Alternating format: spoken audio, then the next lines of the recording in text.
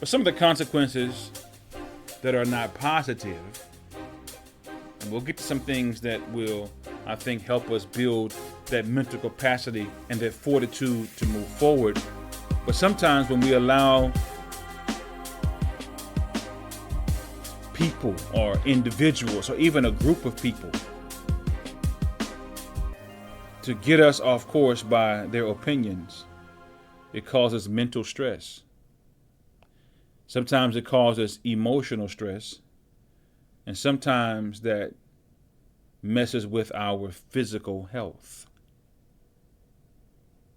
There are people who lay awake at night, who don't get the proper rest that they need because their mind is spinning because somebody didn't like their presentation at work that day. There are people who stay up at night, or there are people who spend money they don't have to get the approval from people because somebody said something about what they had on, and they end up going into debt trying to please, get the approval of, satisfy the, the visual whatever of somebody else. A few more consequences. It reduces authenticity. So sometimes when you allow people's opinions to take root in your life, in your heart, in your mind, it causes you to act like somebody that you're not. And that's the worst place to be in life, because I shared it with you on an earlier episode, an earlier show, but I read a quote that simply said, trying to be somebody else is a waste of the person that you are. Yeah. You're authentic. You are unique. You are fearfully and wonderfully made. And when you try to be like somebody else, God didn't make you like God. Listen, nobody has the same two fingerprints. You are who you are. And when you allow other people to rain on your parade, it reduces authenticity. So how do we get to a place where we put a halt to the habit of caring about what other people think, or allowing that to stop our progress as we seek to move forward and having greater impact wherever you are? You may not be doing what I'm doing. That's fine. I'm not doing what you're doing. We have different gifts. How can we get to a place where we stop allowing the opinions, the voices, and the energy of negative people to get in the way of our progress toward greatness? Number one, the first way to do that, the first way to get to a place where you stop caring about what other people think to the point that it stops your progress, is you got to do some self-reflection. Number one, that's the first step. I got to ask myself, what is the root cause of me allowing other people's opinions to stop me? Is it something that happened during my childhood? Is it a relationship that I really cherished that I lost? What is it? What's the root cause of me sitting here crying myself to sleep at night because I'm trying to get the approval of somebody that will never like me? Isn't it interesting that even if you show up? I remember I was in, the 8th grade, and growing up, I told you before that I worked with my dad on working, cutting down trees and raking leaves and grinding stumps, doing some hard down south labor, right? Remember one summer I wanted some shoes, and he was like, "You out of your mind." Yeah, he said, "I'm not buying those shoes." And at that time, of course, shoes now are triple what they were then. But he said, "I'm not buying those shoes." And so he said, "You can work this summer and make money, or whatever you want to do with that money. You can purchase those or not. That's up to you. But I'm not going in my pocket to spend, the shoes were maybe about $70, maybe. That sounds kind of high. I don't think I wanted shoes that high. Maybe they were about $60, $55, $60. He's like, "I'm not, nah." And just for context, we grew up getting our school shoes from Payless, just for context, right? We didn't get name brand shoes. Listen, I'm grateful because We got what I have a kid now, and it's interesting to me how my wife and I are raising him, and he doesn't really understand. And of course, he's 3, so he still has a little time to gain an appreciation for purchasing things that maybe he like or things that have better quality. But nonetheless, when we were growing up, we didn't have access. My siblings and I, we didn't have access to high-end products and shoes, and so I worked that summer. Here it is. And I got enough money to buy those shoes. And did I miss a part of the story? The reason why I wanted to buy those shoes was because the school year prior, I was being made fun of. Yeah, I didn't have name brand shoes. And so I said, when I go back to school next August, or when I go back to school when it's time to enroll, I'm going to go to school with some nice shoes on. They're not going to make fun of my shoes anymore. Now, it hits different when you got to spend your own money. It hits different when you finally realize that, hey, if I show up with those shoes or not, the people that are talking about me with my cheap shoes on, if I have some more expensive shoes on, they're still going to talk about me. I got to the counter and I was trying to buy some Nike Cortez. Yeah. Yeah. I think my uncle had gone down south and I saw him. He lived in Long Beach, and so he had a little Cali swag, and I said, man, I like those shoes. I'm going to get those shoes. Next time you see me, I'm going to have those shoes on. So he had some Nike Cortez, and I bought some Nike. I they had my size. I put them on the counter, and when the clerk or the attendant told me how much they cost, and I realized I had to spend my own money on them, and when I realized as I'm in my head at the counter, at the register, thinking to myself, if I buy these shoes or not, those jokers are not going to like me either way. I put them back. Yeah, I put them back.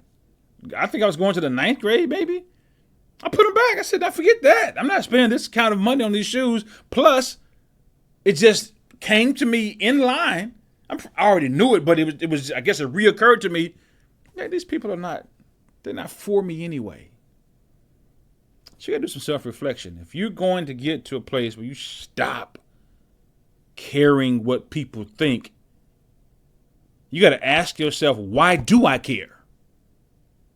What does this stem from? Why do I march to the beat of somebody else's drum? Why am I always in a position where I'm trying to get the approval of other people? No. You got to do some self-reflection and ask yourself, why? The second thing you got to do if you're going to build, the second thing I would offer to you, I should say, if you're going to build the kind of mind that will allow you to block out noise, you got to develop self-compassion. Yeah, you got to develop self-compassion, which includes practicing self-acceptance. Yeah, you got to get to a place where you got to ask yourself, before I can expect somebody else to accept me, do I accept myself? Yeah, do I accept myself? Do I love me for me? Now, all of us can do better in certain areas of our life, but I'm saying at your core, do you accept you? There's oftentimes when people don't accept themselves, when they don't love themselves, they depend on outside, external things to validate them, and it causes them not to appreciate and love themselves. The third thing you got to do is, I would encourage you to focus on your values. Yeah, you're focusing on stuff that has nothing to do with your morals, your values, or your principles. You gotta identify, and when I say focus on your values, hear me out. You gotta focus on what means the most to you in life. When you focus on your values, right, that also creates inside of you this kind of tunnel vision, where you're to the place where you're no longer depending on other people to tell you what your value system should include or exclude.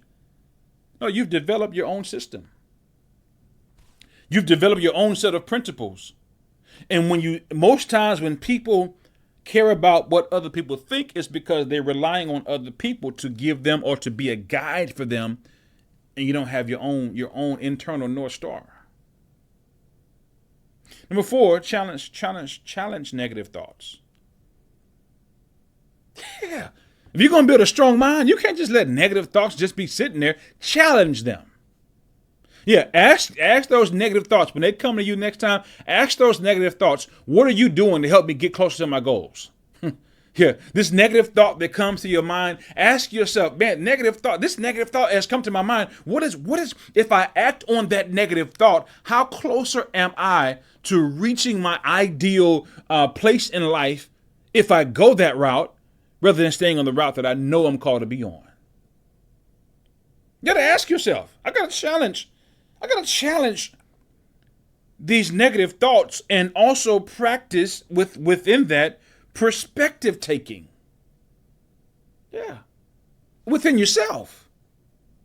Challenge, how am I looking at this? Should I be looking at this through these lens? Should I be looking at this through from this point of view? Number 5, limit social comparison. That really, I'm talking about social media, these platforms. Limit social comparison. You can look at people, look at things for inspiration. That's cool. But if you stare so long and go down that rabbit hole and allow other people's lifestyle or what they've achieved to get you down in the dumps, you're out of order. You got to limit social comparison. Number 6, surround yourself with supportive people. Now, I didn't say surround yourself with a bunch of yes men. Yeah, I paused for emphasis purposes right there.